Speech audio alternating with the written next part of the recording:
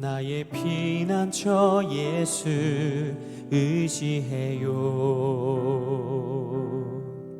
나의 피난처 예수 의지해요.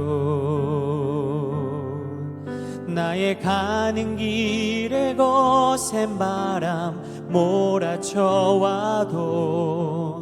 나의 피난처 예수 의지해요. 나는 영원히 주님 사랑해요. 나는 영원히 주님 사랑해요. 세상 어떤 것도 나의 사랑 끊을 수 없네. 나는 영원히 주님 사랑해요. 아바 아버지 나를 사랑하시니 나의 모든 것 주께 드려요. 아바 아버지 내가 여기 있으니 주님 영광 위하여 써주세요. 나의 피난처 예수 의지해요. 나의 피난처 예수 의지해요. 나의 가는 길에 거센 바람 몰아쳐와도 나의 피난처 예수 의지해요. 나는 영원히 주님 사랑해요. 나는 영원히 주님 사랑해요. 세상 어떤 것도 나의 사랑 끊을 수 없네. 나는 영원히 주님 사랑해요. 아바 아버지 나를 사랑하시니 나의 모든 것 주께 드려요. 아바 아버지 내가 여기 있으니 주님 영광 위하여 써주세요.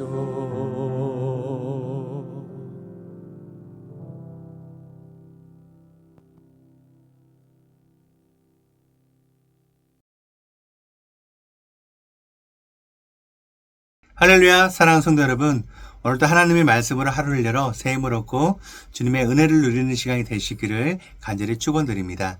오늘 우리가 함께 보실 말씀은요, 창세기 37장 5절에서 11절 말씀입니다. 요셉이 꿈을 꾸고 자기 형들에게 말하매 그들이 그를 더욱 미워하였더라.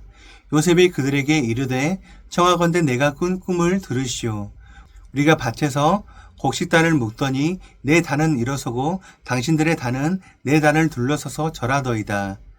그의 형들이 그에게 이르되 내가 참으로 우리의 왕이 되겠느냐, 참으로 우리를 다스리게 되겠느냐 하고 그의 꿈과 그의 말로 말미암아 그를 더욱 미워하더니 요셉이 다시 꿈을 꾸고 그의 형들에게 말하여 이르되 내가 또 꿈을 꾼즉 해와 달과 11별이 내게 절하더이다 하니라.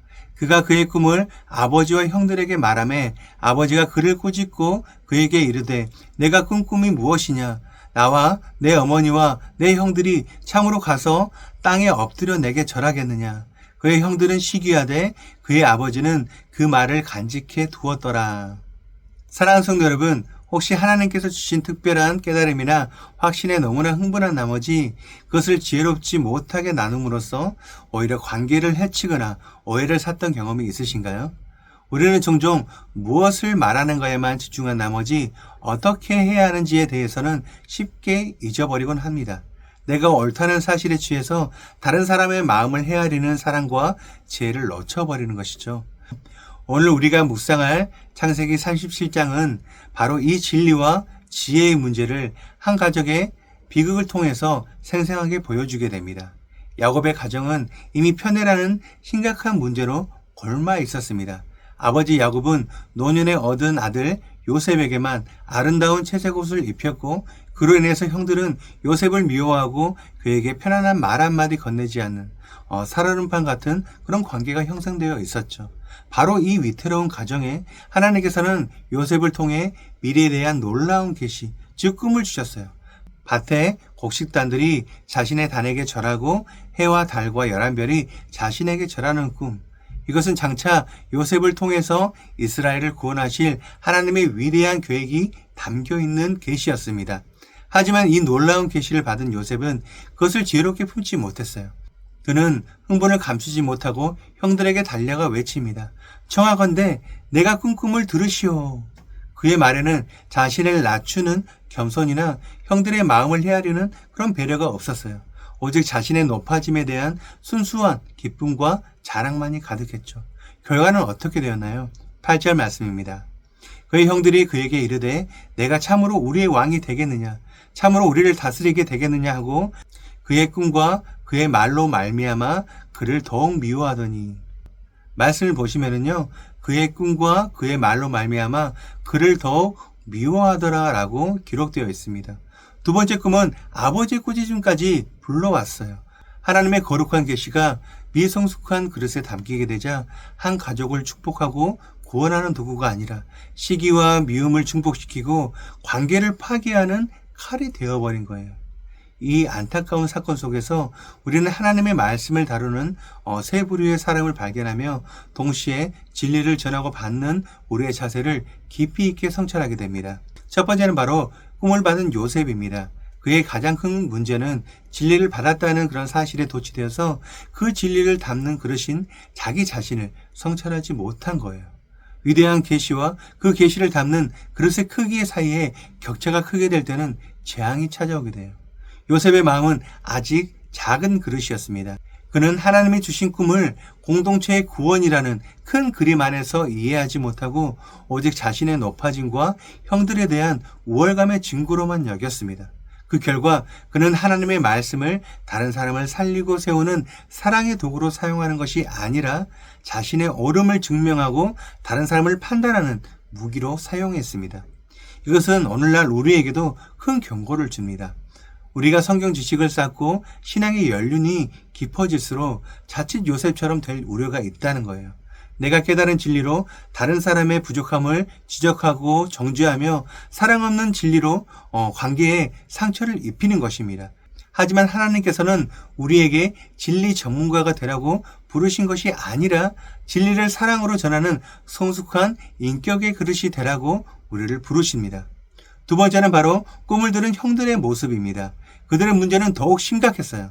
그들은 요셉의 미성숙한 태도만을 비판한 것이 아니라 꿈의 내용 그 자체, 하나님의 계시 자체를 거부했습니다. 그들의 마음은 이미 시기와 질투라는 죄로 굳어질 대로 굳어져 있었습니다. 그래서 그들은 그 꿈에 담긴 하나님의 뜻을 헤아려볼 생각조차 하지 못하고 오직 너가 참으로 우리의 왕이 되겠느냐라며 자신들의 기득권을 위협하는 메시지에 분노하며 반발했습니다. 이것은 진리 앞에서 우리의 마음밭이 얼마나 중요한지를 보여줍니다. 아무리 생명의 말씀이 선포되어도 우리 마음이 교만과 시기, 자기 의로 가득 차 있다면 그 말씀은 결코 뿌리를 내릴 수가 없습니다. 우리는 종종 진리를 전하는 메신저의 부족함을 핑계로 정작 나에게 주시는 하나님의 메시지를 거부할 때가 많이 있습니다. 형들처럼 하나님의 말씀을 통해서 나의 죄와 교만이 드러날 때 회개하기보다는 오히려 그 말씀을 향해 분노하며 마음의 문을 닫아버리는 것이죠. 이 두 극단적인 반응 앞에서 우리는 아버지 야곱의 독특한 태도를 발견하게 됩니다. 그 역시 아들 요셉을 꾸짖었습니다. 하지만 11절 하반절은 이렇게 증언합니다. 그의 아버지는 그 말을 간직해 두었더라. 헬라어 성경은 이 부분을 디에테레이, 즉 마음속 깊이 주의 깊게 지키다 라고 번역을 합니다. 마치 예수님의 탄생에 관한 천사의 말을 마리아가 마음에 새겼던 것처럼 야곱은 비록 아들의 태도는 마음에 들지 않았지만 그 꿈의 내용만큼은 가볍게 여기지 않고 마음속 깊이 간직하며 그 의미를 묵상했던 것입니다. 이것이 바로 진리를 대하는 지혜로운 태도입니다. 당장은 이해가 되지 않더라도 심지어 불쾌한 그런 생각이 들더라도 혹시 이 안에 하나님의 뜻이 있을지 모른다는 겸손한 마음으로 그 말씀을 붙들고 기도하며 기다리는 것입니다. 이 모든 불완전함 속에서 우리는 완전한 진리의 그릇이신 예수 그리스도를 바라보게 됩니다. 예수님은 이 땅에 오신 살아있는 말씀 바로 그 자체셨습니다. 그분은 가장 날카로운 진리로 바리새인들의 위선을 꾸짖으셨지만 그 모든 진리는 죄인을 구원하시려는 불타는 사랑에 뿌리 내리고 있었습니다. 그분은 가장 날카로운 진리로 바리새인들의 위선을 꾸짖으셨지만 그 모든 진리는 죄인을 구원하시려는 불타는 사랑에 뿌리 내리고 있었습니다. 그분은 자신이 왕이심을 선포하셨지만 제자들의 발을 씻기시는 겸손으로 그 왕되심을 증명하셨습니다. 그분은 진리를 무기로 휘두른 것이 아니라 친히 십자가에서 찢기심으로 진리를 사랑으로 완성해 주셨습니다. 우리는 바로 이 예수님의 모습을 본받아서 진리를 품는 지혜로운 그릇으로 자라가야 할 것입니다. 하나님은 오늘 우리 각자를 이 땅에서 하나님의 진리를 품고 살아가는 요셉으로 우리를 부르셨습니다.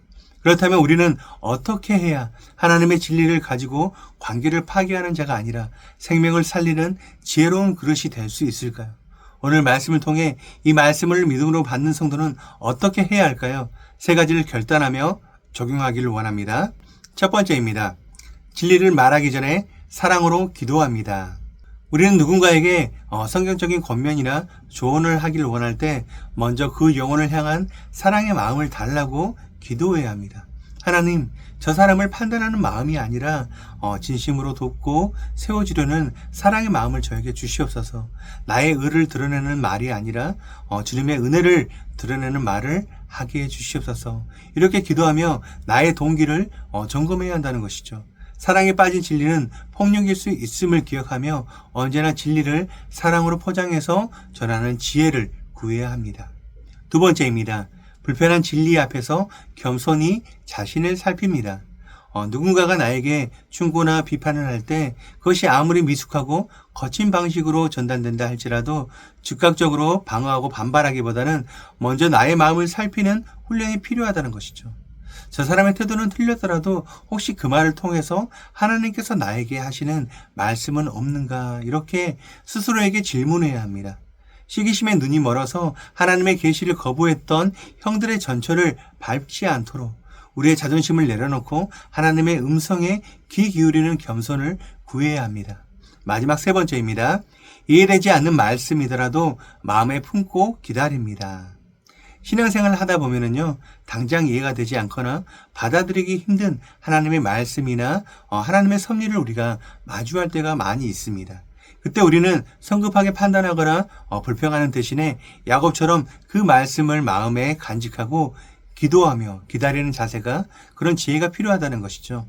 하나님, 지금은 이 말씀의 뜻을 제가 이해할 수 없지만, 알 수가 없지만은 주님의 선하심을 믿고 이 말씀을 저의 마음에 품습니다. 때가 되면 친히 깨닫게 해주시고 이루어 주실 것을 믿습니다. 이러한 믿음의 인내는 우리를 경선한 판단과 불신앙으로부터 지켜주는 영적 닷이 될 것입니다. 하나님의 말씀을 맡은 자로서 그 말씀을 사랑과 지혜로 전하고 또한 겸손과 인내로 받는 우리 모두가 되시기를 소망합니다. 그래서 우리의 삶과 관계가 진리 안에서 파괴되는 것이 아니라 생명으로 충만하게 세워져가는 복된 역사가 일어나시기를 주님의 이름으로 간절히 축원드립니다. 우리 함께 기도하시겠습니다. 진리의 근원이시며 우리 모든 지혜의 시작이신 하나님 아버지, 오늘도 생명의 말씀을 통해 저희의 어리석음을 깨우치고 나아갈 길을 알려주시니 감사합니다. 완전한 진리이시며 완전한 사랑이신 우리 주 예수 그리스도의 은혜를 바라봅니다. 주님, 저희는 참으로 연약하여서 종종 어린 요셉과 같이 하나님이 주신 귀한 깨달음을 가지고 교만하게 행하거나 사랑 없이 진리를 휘둘러 관계에 깊은 상처를 입혔음을 고백합니다. 주님 우리를 용서하여 주시옵소서. 오늘 하루 우리의 입술을 주장하여 주셔서 진리를 말하되 반드시 사랑으로 말하게 하여 주시고 다른 일을 세우고 살리는 지혜로운 그릇으로 우리를 사용하여 주시옵소서. 또한 요셉의 형들처럼 저희 마음속의 시기와 교만 때문에 귀한 진리의 말씀을 거부했던 완악함을 회개합니다. 오늘 저에게 들려주시는 주변의 조언이나 말씀의 겉면 앞에서 마음을 부드럽게 하여 주시고 때로는 쓴소리 속에서도 저희를 사랑하시는 주님의 음성을 분별하여 듣는 겸손한 길을 허락하여 주시옵소서. 때론 이해되지 않고 야곱처럼 마음속에 품고 오래도록 기다려야 하는 말씀 앞에서는 성급하게 불평하거나 판단하지 않고 잠잠히 주님의 때를 신뢰하는 인내와 믿음을 우리 가운데 허락하여 주시옵소서. 오늘 우리의 모든 만남과 대화가 진리와 사랑 안에서 아름답게 이루어지게 하여 주시고 우리의 삶이 주님의 성품을 닮아가는 거룩한 가정이 되게 하여 주시옵소서. 우리를 위해 신님 말씀이 육신이 되어 이 땅에 오신 예수 그리스도의 이름으로 간절히 기도드립니다. 아멘. 오늘 우리가 함께 기도할 도구기도 제목은 지역사회를 향한 섬김과 구제를 위하여입니다. 첫 번째, 지역사회를 예수 그리스도의 사랑으로 품고 섬기는 우리 교회가 되기 위하여 신정동을 예수 그리스도의 사랑으로 가슴에 품고 기도하며 지역사회를 섬기는 우리 교회가 되도록 기도하시기 바랍니다. 두 번째, 가난하고 소외된 사람들에게 사랑과 은혜를 베풀고 나누며 구제하는 교회가 되기 위하여 누구나 언제든지 찾아올 수 있고 도움받을 수 있는 진정한 섬김과 나눔이 실천되는 교회가 되고 가난하고 소외된 이웃들에게 힘이 되어 예수 그리스도의 사랑을 실천하는 우리 교회가 되도록 기도하시기 바랍니다. 이어서 육신의 질병으로 고통받고 있는 교회 식구들, 경제적 어려움을 겪는 식구들, 타지와 타국에 있는 식구들, 우리 교회 다음 세대를 위해서 기도하시기 바랍니다. 또한 나라와 민족을 위해서, 한국교회와 세계 선교를 위해서 기도하시기 바랍니다.